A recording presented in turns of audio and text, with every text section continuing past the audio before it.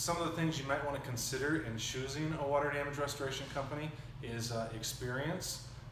We've actually been in the industry for over 10 years. We're master certified through our industry standards. It's called the Institute of Inspection, Cleaning, and Restoration Certification, or IICRC.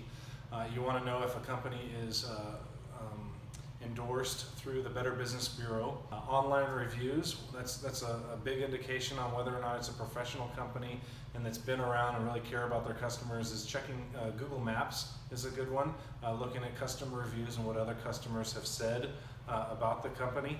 Locally owned is a real big thing. We're locally owned and operated here in Pueblo, and we also have a location in Colorado Springs. So we're a local company, not a franchise company, actually locally owned and operated.